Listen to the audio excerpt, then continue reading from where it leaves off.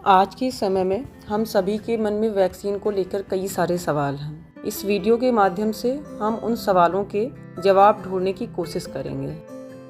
Doctors का कहना है कि कोरोना संक्रमण को रोकने के लिए वैक्सीन एक प्रभावी उपाय है। वैक्सीन संक्रमण को तो कम करता ही है, साथ ही साथ मौत की आशंका भी घटाता है। आइए जानते हैं वैक्सीन से जुड़े कुछ सवालों के जवाब।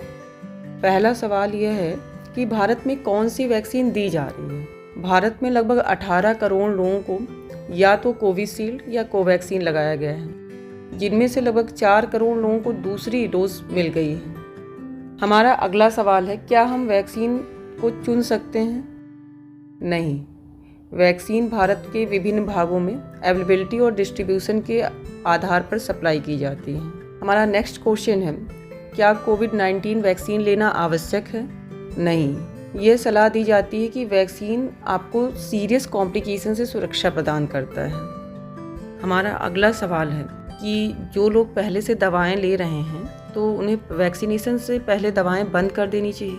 नहीं, हमें बस वैक्सीनेटर को इन्फॉर्म करना है कि हम क्या क्या दवाएं ले रहे हैं। हमारा अगला सवाल है कि वैक्सीन के साइड इफ़ेक्ट्स क्या क्या हैं। लगभग सारी वैक्सीन्स में हल्का दर्द, सूजन, बुखार, सर्दी, जुखाम, सर और हाथ पैरों में दर्द हो सकता है। ज़्यादा परेशानी हो तो डॉक्टर की सलाह लें। अगला सवाल है, एंटीबॉडीज़ कब तक बनेंगी? वैक्सीन की दोनों डोज लगने के 2-3 सप्ताह बाद तक एंटीबॉडीज़ बनती हैं, लेकिन पहली डोज लेने के बाद से ही खतरा कम हो जाता है। हमारा अगला सवाल है, किन लोगों को वैक्सीन लगवाने से बचना चाहिए?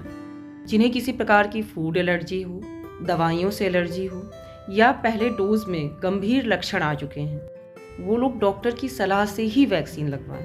प्रेग्नेंट मदर, लैक्टेटिंग मदर और जो लोग प्लाज्मा थेरेपी ले चुके हैं, उन्हें वैक्सीन लगवाने से बचना चाहिए। अगला प्रश्न है, क्या वैक्सीन के बाद हम पूरी तरह से निश्चिंत हो सकते हैं?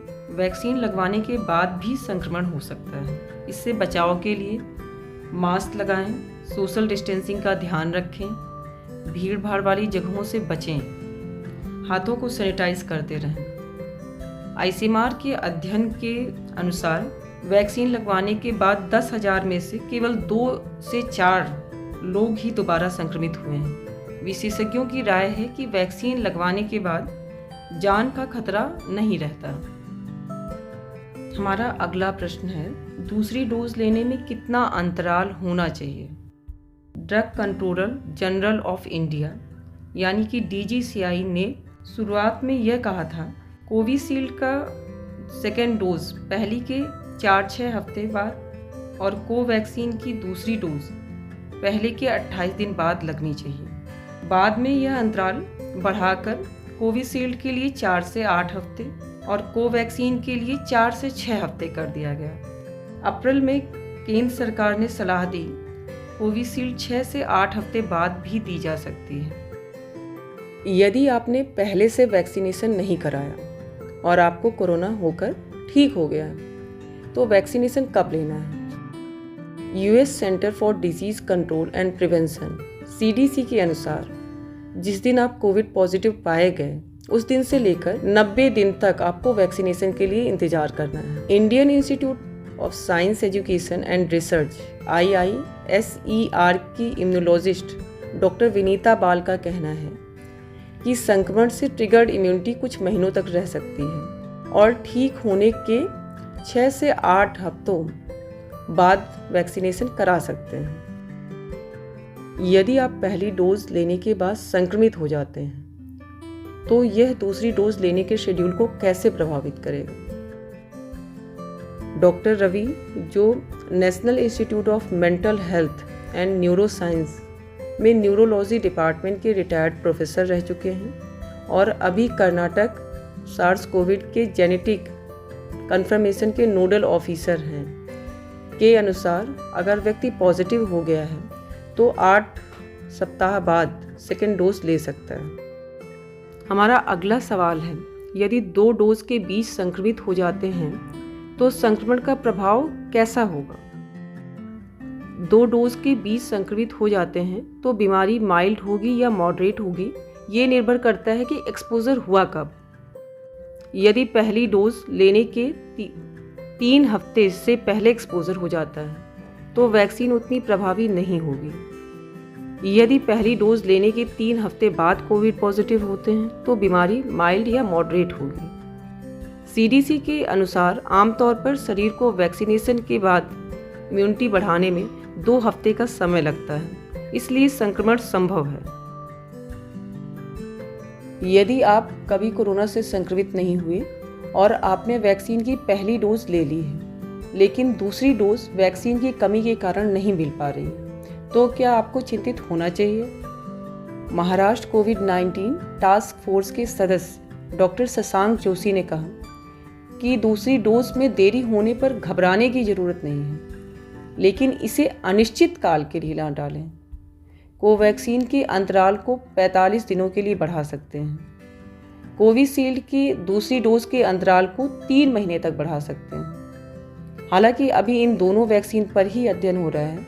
द लेसेंट में पब्लिश एक आर्टिकल में बताया गया, यदि कोविशील्ड 12 हफ्तों के अंतराल पर ली जाती है तो यह 81% प्रभावी है, लेकिन जब इसकी दूसरी डोज 6 हफ्तों के अंतराल पर ली जाती है तो यह 55% प्रभावी है।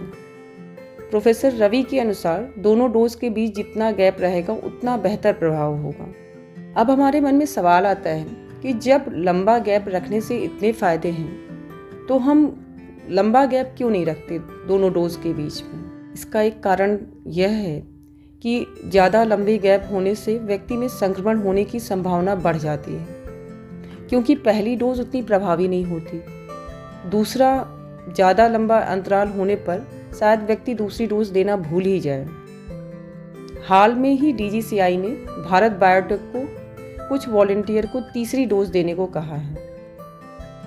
हमारा अगला सवाल है, यदि आपने पहले से कोवैक्सीन ले रखी है और दूसरी डोज के लिए कोवैक्सीन नहीं मिल रही है तो क्या कोविशील्ड लिया जा सकता है? डॉक्टर विनीता बाल का कहना है कि सभी वैक्सीन को बनाने के तरीके एक दूसरे से पूरी तरह अलग हैं, इसलिए ऐसा कोई डाटा नहीं है जिसके आधार पर यह स्टेटमेंट दिया जा सके कि 2 अलग वैक्सीन को 2 डोज के लिए यूज़ किया जा सकता है।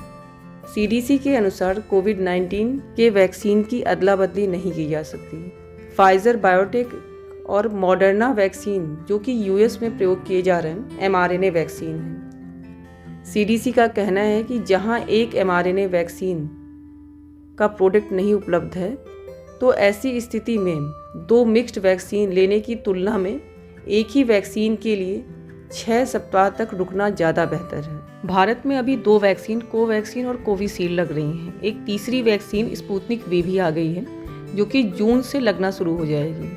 आइए तीनों वैक्सीन का एक कंपैरेटिव एनालिसिस करते हैं। सबसे पहले बात करते हैं इन्हें बनाने वाली कंपनी के बारे में। कोवैक्सीन को आईसीएमआर और भारत बायोटेक मिलकर बना रहे हैं। कोविशील्ड को ऑक्सफोर्ड यूनिवर्सिटी एस्ट्राजेनेका और भारतीय company serum institute of India का एक ज्वाइंट वेंचर प्रोड्यूस कर रहा है। स्पुतनिक V रूस में बनी है, भारत में डॉक्टर रेड्डीज लैब बना रहा है। अब बात करते हैं वैक्सीन के प्रकार। कोवैक्सीन में इनएक्टिवेटेड डेड वायरस है, जो आपको फर्दर कोई इन्फेक्शन कॉज नहीं करता है और इसमें एंटीबॉडीज प्रोडक्शन होगा।